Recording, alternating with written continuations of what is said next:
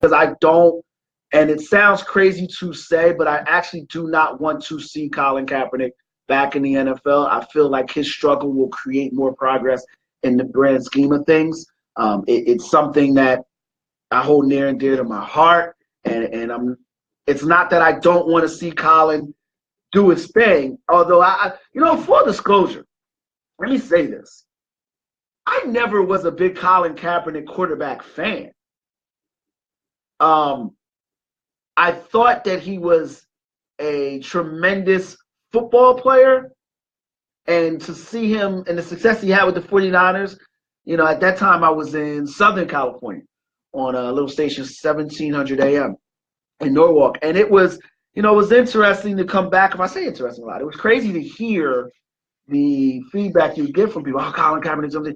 And you saw his career kind of take a downslide. And then he had a good season under the likes of Chip Kelly, which maybe we're going to get into.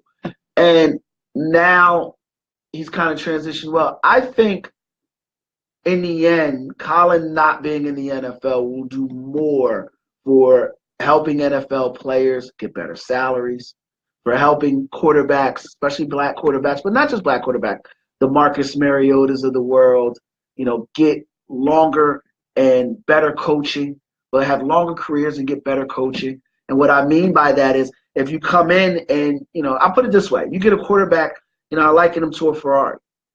You can't have a station wagon driver driving your Ferrari. You got to have somebody that's got experience with a race car. You look at these quarterbacks, these tremendous quarterbacks, and you got to have guys that know how to coach that talent. Bill Polian wouldn't have done well with the Michael Vick, so of course he thinks he should switch to wide receiver. Bill Polian wouldn't have done well with the Donovan McNabb. Of course he thinks he should switch to a wide receiver. But a Tony Dungy was what helped Peyton Manning become a champion. And the list goes on and on. So I definitely think more can be done with Colin out of the league than with him in the league. But I understand everyone's point of view. But I think that conversation, that discourse, isn't going to happen if he's back in the league. Because like I said, then you'll have people say, oh, well, it doesn't exist anymore because he's back. Because that's what people think. Anyway, let's go to a lighter topic. So USA Today had a poll. I want to make sure I get this cat's name I did. It was USA Today poll done by a Jarrett Bell. And basically, it was conducted, what he did was spoke to about 25 NFL agents. And he got their feedback on, who was the best and who was the worst of several different facets of dealing with front offices. And the thing that struck me, the most was the Eagles were one of the best front offices to deal with, i.e. Howie Roseman. And as an former Eagles fan, but a guy that still keeps a clean eye to the Eagles, that's shocking to hear. There should be a movie. There's a Vince Papale movie out there. I forget the name of the damn movie. But there's a Vince Papale. It was an Unbreakable, whatever the movie is. But it talks about how Vince Papale came out of nowhere and, played for an Eagles team. There should be a movie for Howie Roseman. There hasn't been one bigger detractor of Howie Roseman in his tenure with the Eagles than me. I have no problem with saying what I'm about to say. I hated the man. To me, he was Norman Brayman Part 2.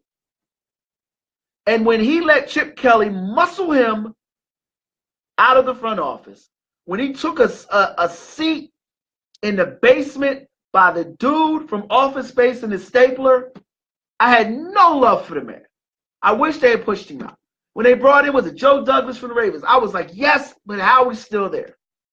To see, the question is, which team is prepared the most during contract negotiations to see the Philadelphia Eagles, the Super Bowl champion Philadelphia Eagles, number 2 on that list.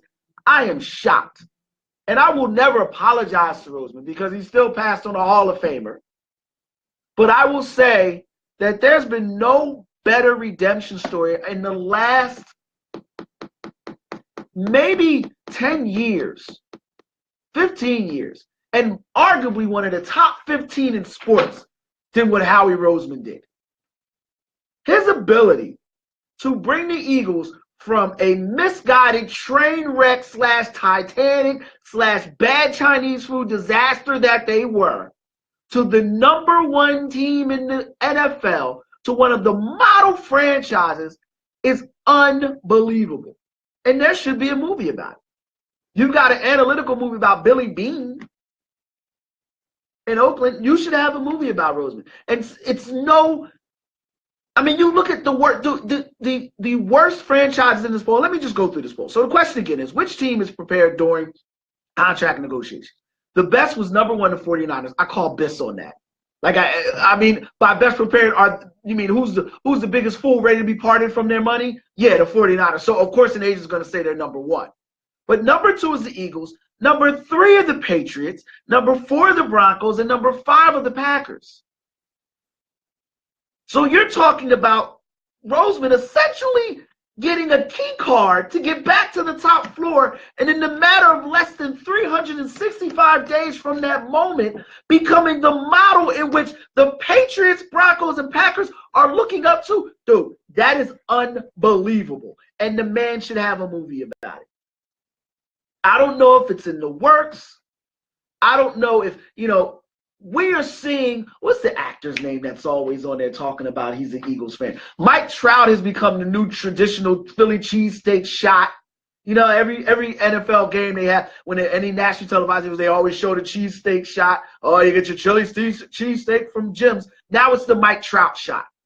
Now every Eagles game we got to see Mike Trout. That's because of Roseman. And I can't believe it. I mean, what he did in the draft to go to go up and then up again to get Carson Wentz. Unbelievable.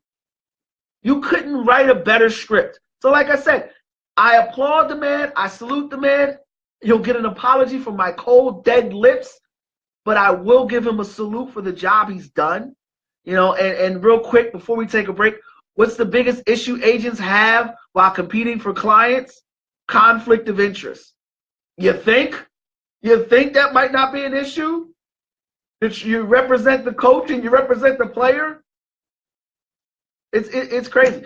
We're going to get right back to it. When we come back, I want to talk more about that. I don't know if I'm going to give any more love to Roseman, but we'll talk more about it. Listen to the Kwame Fisher-Jones Show on WWTB AM Talking 60.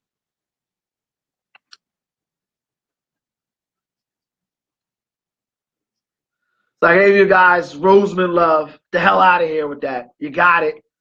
Moving on now.